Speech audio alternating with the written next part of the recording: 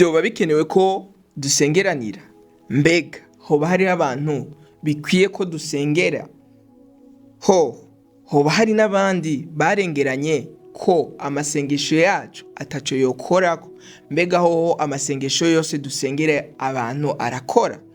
Nimba adakora kubera iki tuyasenga? Ni igiki twomenya ku bijanye no gusengeranira? Nimba ushaka kuronka inyishu kuri ivyo bibazo, ndaguha ikaze mu kiganiro Intahe y'ukuri co kuri uno munsi.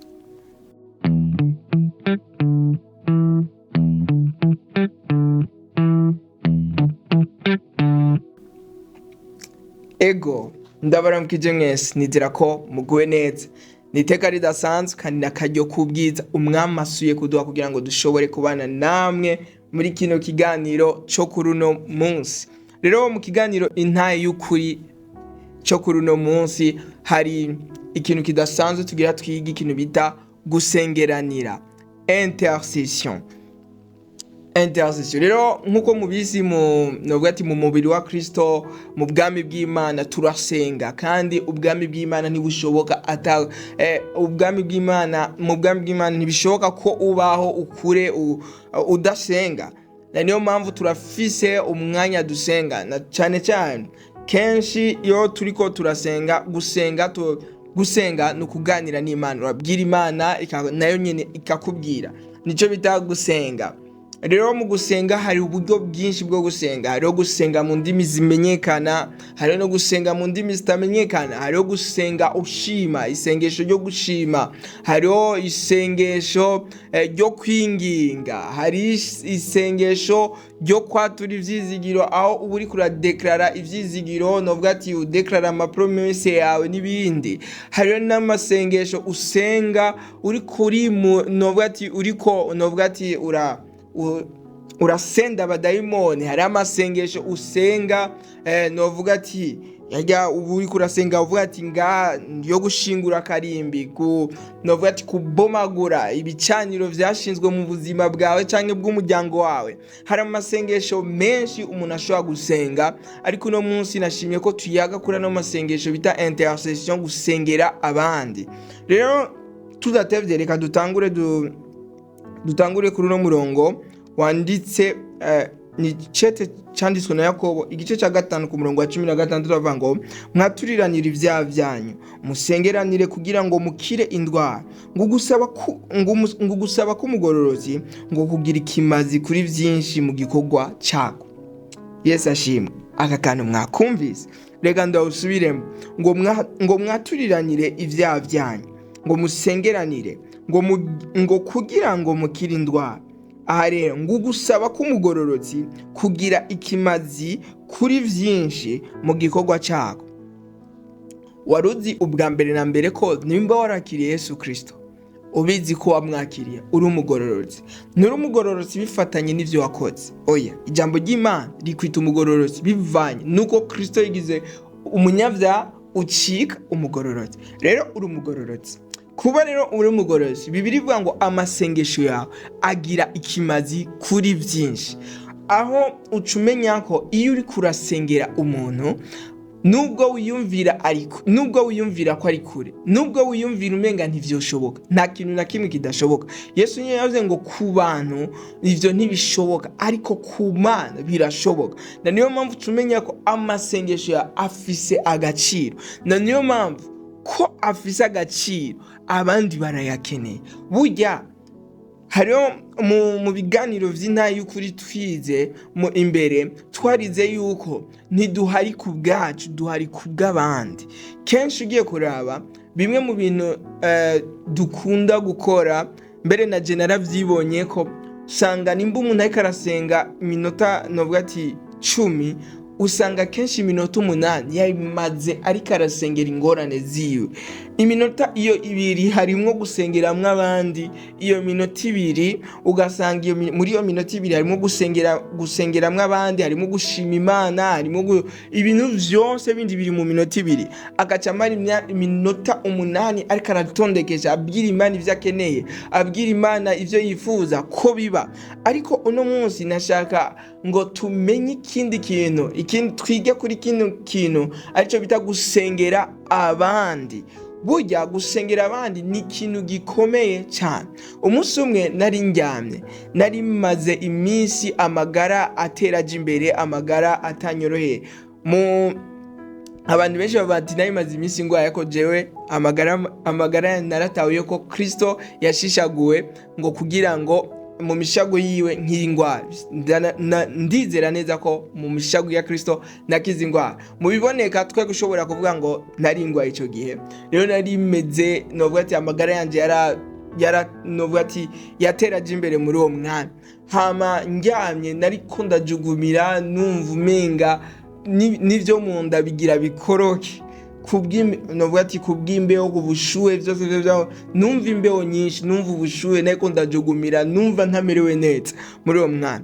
Hama ca numva ndiko muri uwo mwanya ca numva ijwi rimbwira ati iyumvire nimba uku kuntu wiyumva hoba hari umuntu yatekerezwa kuba muri uwo mwanya karagusengera, ariko yanse kugusengera bikaca bigutuma umererwa nko. Numvise mbabaye, ariko ca nibuka ko naje hari imisi nigeze kumva umenga nosenga, gusa nkabati sinumva direct mu muntu nosengera, nkaca mpitamo kubiheba. Ariko vy'ukuri iyo uri kurasenga ugasengera umuntu, hari ikintu kidasanzwe gikoreka. Uwo menga nta cabaye, ariko mwishimye hari ikintu kidasanzwe cyakoretse. Kandi rero bene data, nashaka ndabibuze, nta muntu numwe arengeye gusengerwa. Rimwe na rimwe hari igihe dora twiha igicapo twavuga ati nubwo nosenga sinosengera pasiteri, nawe no pasiteri arasenga, umuntu asenga amasaha 10, umuntu asenga amasaha 20, nawe no musengera gute? Burya nubwo asenga cyane, ugiye gusoma Paulo yabwiye ab'Itesalonike gije mu gice cya 5, yarabwiye ati novuga ati bene data munsengere. Paulo intumwa Paulo yarasabye ngo bamusengere. Bizigura ngo nta muntu numwe amaze kugera ahantu adakeneye amasengesho y'abandi. Turakeneye amasengesho y'abandi. Kugira dukeneye amasengesho y'abandi nuko ucamva ko natwe turakeneye gusengera abandi. Hari abantu benshi no munsi bagwaye ingwara, bagwaye badashobora gusenga, barakeneye abantu babasengera. Hari abantu no munsi bari mwisi nabo nyene ntibitahura. Urashobora kumubaza ati inshuti yanje kubera ko uri mu kaboregwe nkaga, aho ati inshuti ndabona ko ibi bintu ndimwo atari vyiza, tibireke naragerageje vyaranze. Umuntu akeneye abantu bamusengera. Rimwe na rimwe turaja kuvuga ubutumwa, ni vyiza, Imana iragahezagirwa kubw'ivyo, ariko ubwo butumwa tuja kuvuga tutabasengeye, mwibuke ko si twe duhindura abantu, ni Kristo ahindura abantu.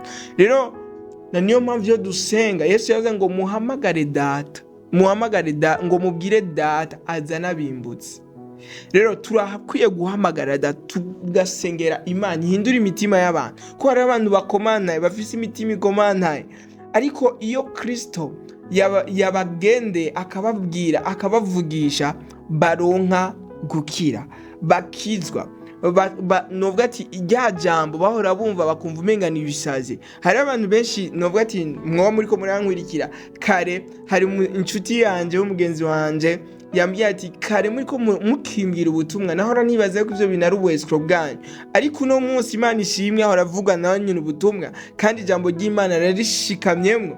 Rero ni giki cyamukijije? Hari abantu babiri canke batatu hirya no hino bari bafatanya amaboko yo barasenga, novuga ati binginga Imana kubw'ubuzima bwiwe. Ko hari amasengesho usenga ugasengera abandi, hari amasengesho twisengera, nivyo ni meza, ariko turakwiye kurengera. Rero mu kiganiro Intahe y'ukuri muri no minsi tuzoba turiko turayaga ibintu vyinshi kuvyerekeranye gusengera abandi, gusengera abagwayi. Kubera iki dukwiye gusengera abagwayi, gusengera abatarakizwa? Kubera iki dukwiye gusengera abatarakizwa? Hoba hari ibintu novuga ati dutegerezwa kubasengera ko biri particulier by'umwihariko? Kuko mbega umuntu agwaye ni giki twosengera? Na cyane twosengera gukira gusa? Ni giki twosengera kindi? Ivyo byose tuzobibona ariko uno munsi twabonye yuko burya amasengesho yawe nimba uri umwana w'Imana uri umugororotse,